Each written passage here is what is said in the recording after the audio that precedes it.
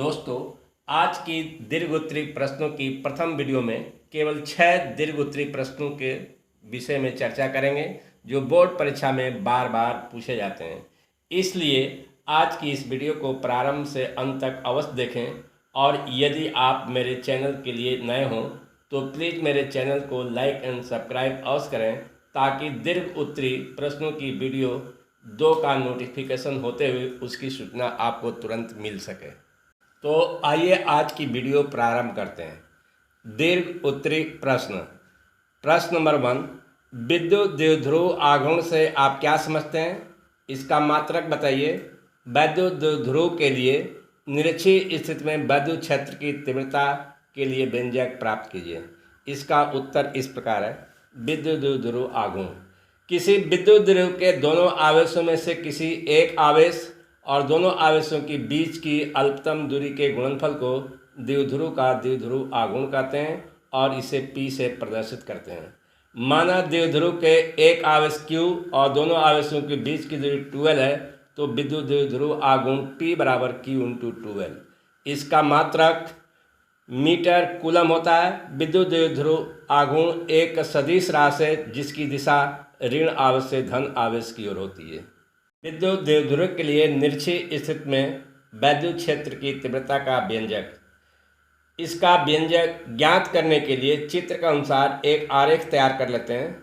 माना AB एक वैद्युत द्विध्रुव परावृत्तांक K वाले माध्यम में स्थित है जो +Q और -Q आवेशों से बना है तथा उनके बीच की दूरी 12 है। द्विध्रुव के मध्य बिंदु O से R दूरी पर निरक्षीय स्थिति में कोई बिंदु P है जहाँ पर विद्युत क्षेत्र की तीव्रता ज्ञात करनी है। चित्र से AP बराबर BP बराबर √R² + L² पाइथागोरस प्रमेय से इसे ज्ञात कर लेते हैं। +Q आवेश के कारण P बिंदु पर विद्युत क्षेत्र की तीव्रता E1 बराबर 1/4πε0 K Q/R² + L² समीकरण नंबर 1 और इसका डायरेक्शन B से P की ओर होगा। इसी प्रकार -Q आवेश के कारण P बिंदु पर विद्युत क्षेत्र की तीव्रता E2 बराबर 1/4πε0 K Q/R² + L² समीकरण नंबर 2 और इसका डायरेक्शन P से A की ओर होगा। समीकरण 1 और समीकरण 2 से स्पष्ट है कि E1 तथा E2 का मान बराबर है परंतु उनकी दिशाएं भिन्न हैं। अतः परिणामित तीव्रता E होगी जिसे बल समांतर चतुर्भुज के नियम से ज्ञात किया जा सकता है।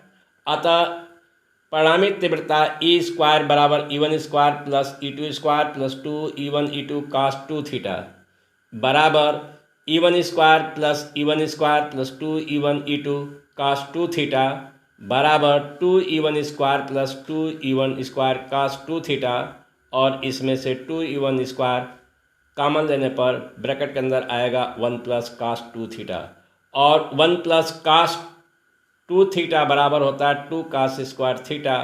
इस प्रकार E बराबर 2E1 cos θ प्राप्त होगा। समीकरण नंबर 3 त्रिभुज PAC से cos θ बराबर L/√R² + L²।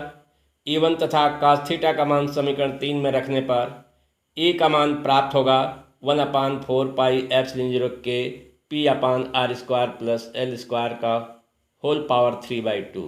यदि L < R तो R² + L² ब्रैकेट के अंदर बंद 3/2 बराबर होगा R³ और अतः E बराबर 1/4πε0 K P/R³। यही व्यंजक ज्ञात करना था। क्वेश्चन नंबर 2, वैद्युत स्थैतिकी में गॉस का नियम क्या है? इसकी सहायता से असीमित अथवा अनंत विस्तार वाली आवेशित समतल चादर के निकट किसी बिंदु पर वैद्युत क्षेत्र की तीव्रता का सूत्र ज्ञात कीजिए।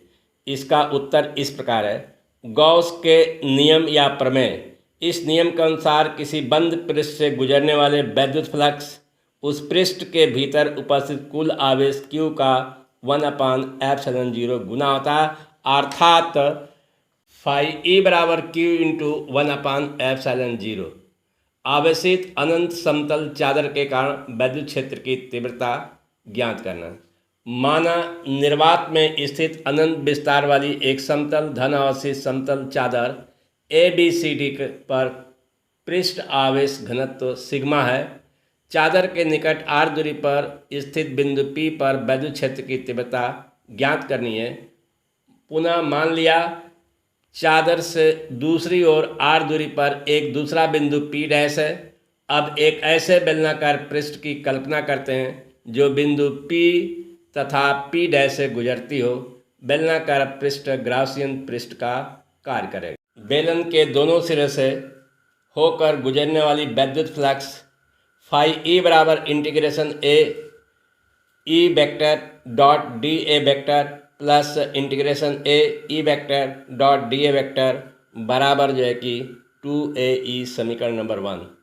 गॉस प्रमेय से फाई ई बराबर क्यू अपान एप्सिलॉन 0 बराबर सिग्मा ए अपान एप्सिलॉन 0, क्योंकि क्यू बराबर होता है सिग्मा इंटू ए।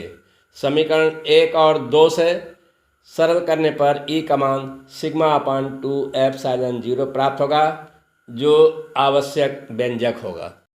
क्वेश्चन नंबर 3, संधारित्र की धारिता की परिभाषा दीजिए।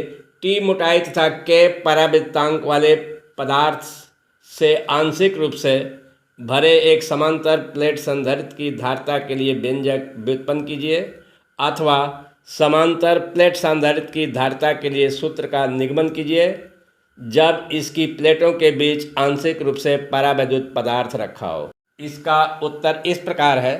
संधारित्र की धारिता की परिभाषा: किसी संधारित्र को दिए गए आवेश Q तथा उससे उत्पन्न विभवांतर B के अनुपात को संधारित्र की धारिता कहते हैं और इसे C से प्रदर्शित करते हैं। अतः धारिता C बराबर Q अपान B। धारिता की इकाई फैराड होती है। परावैद्युतांक से आंशिक रूप से भरे समांतर प्लेट संधारित्र की धारिता के लिए व्यंजक: माना समांतर प्लेट संधारित्र की प्रत्येक प्लेट का क्षेत्रफल A और उनके बीच की दूरी D है। प्लेटों के बीच T मोटाई तथा K परावृत्तांक वाला पदार्थ आंशिक रूप से भरा है।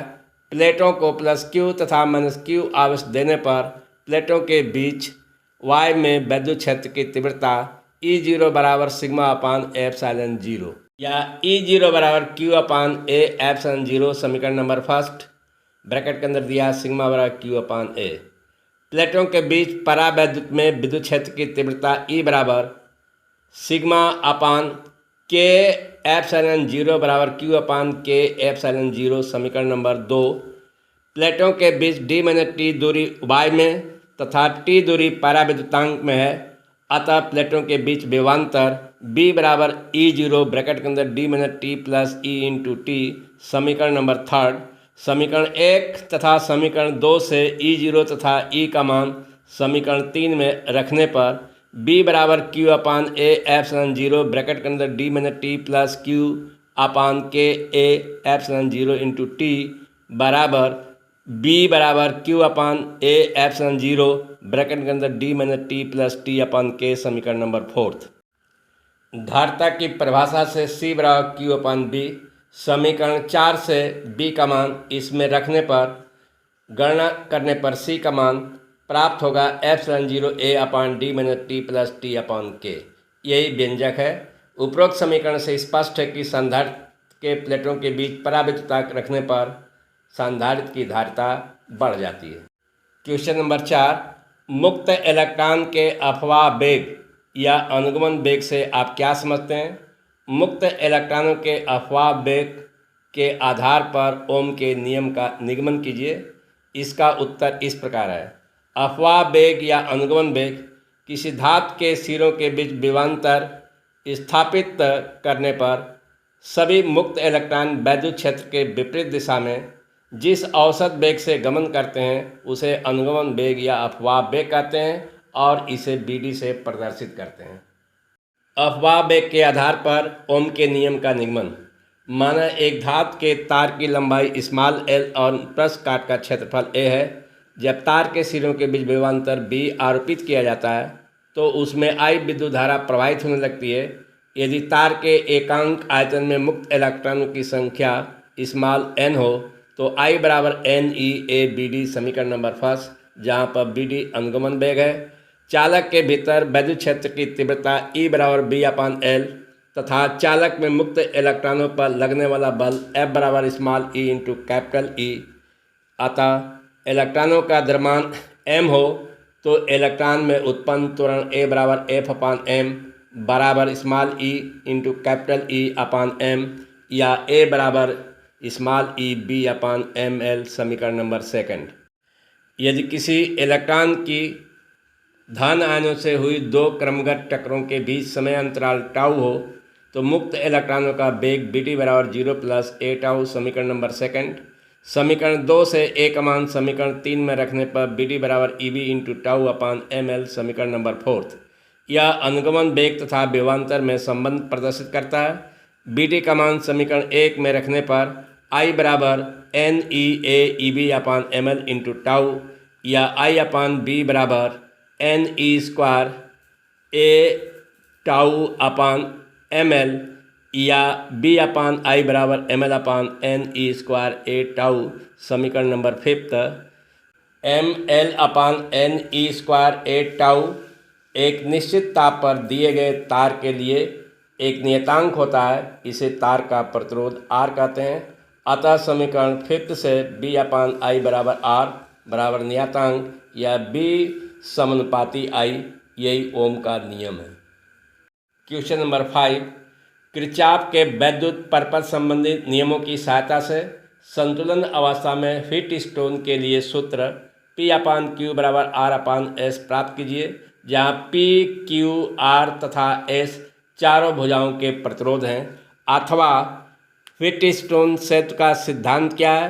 हिटविच सेतु के परिपथ खींचिए तथा किरचॉफ के नियम से सेतु के संतुलन प्रतिबंध का व्यंजक प्राप्त कीजिए।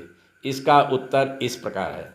व्हीटस्टोन सेतु का सिद्धांत: यदि P, Q, R तथा S चार प्रतिरोधों को श्रेणी क्रम में जोड़कर एक चतुर्भुज बनाया जाए तथा चतुर्भुज के एक विकर्ण AC से एक सेल E तथा दूसरे विकर्ण BD में से एक धारामापी जोड़कर चारों प्रतिरोधों को इस प्रकार संयोजित किया जाए कि सेल द्वारा विद्युत धारा प्रवाहित करने पर धारामापी में कोई विक्षेप उत्पन्न न हो, तो सेतु को संतुलन कहा जाता है।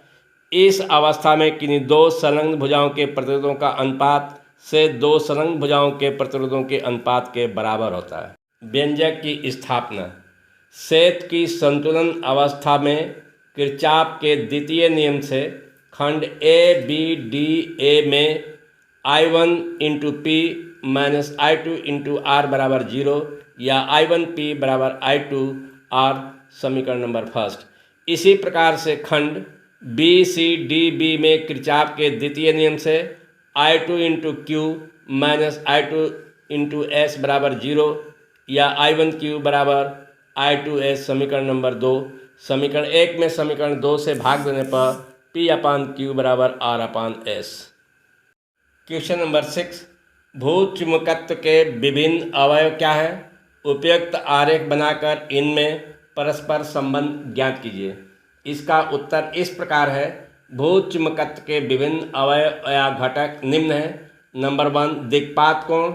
पृथ्वी तल के किसी सतह पर चुंबकीय अमतर तथा भौगोलिक अमतर के बीच बने कोण को दिक्पात कोण कहते हैं और इसे अल्फा से प्रदर्शित करते हैं। नंबर 2, नमन या नति कोण। किसी स्थान पर चुंबकीय अमतर में स्वतंत्रता पूर्वक लटकाई गई चुंबक की अक्ष क्षैतिज के साथ जो कोण बनाती है उसे उस स्थान पर नमन कोण कहते हैं और इसे थीटा से प्रदर्शित करते हैं। नंबर 3, पृथ्वी के चुंबकीय क्षेत्र का क्षैतिज घटक। किसी स्थान पर चुंबकीय अमतर में कार्यरत पृथ्वी के चुंबकीय क्षेत्र का जो घटक क्षैतिज दिशा में कार्य करता है उसे पृथ्वी का चुंबकीय क्षेत्र का क्षैतिज घटक कहते हैं। इसे BH या H से प्रदर्शित करते हैं। चुंबकीय क्षेत्र के अवयव में संबंध: इसके लिए चित्र के अनुसार आरेख खींच लेते हैं। चित्र में चुंबकीय सुई की अक्ष PR पृथ्वी के चुंबकीय क्षेत्र B की दिशा को प्रदर्शित करती है। B को क्षैतिज घटक तथा ऊर्ध्वाधर दो घटकों H तथा B में विभाजित किया जा सकता है। अतः चित्रानुसार क्षैतिज घटक H बराबर B cos थीटा समीकरण नंबर 1 तथा ऊर्ध्वाधर घटक B बराबर B sin थीटा समीकरण नंबर 2। समीकरण 1 और 2 को वर्ग करके जोड़ने पर तथा सरल करने पर प्राप्त होगा B² प्लस H² बराबर B² या B बराबर under root B² plus J की H²। समीकरण दो में से समीकरण 1 को भाग देने पर b/h बराबर साइन थीटा अपन cos थीटा बराबर टेन थीटा, या b बराबर h टेन थीटा, या थीटा बराबर टेन इनवर्स b/h।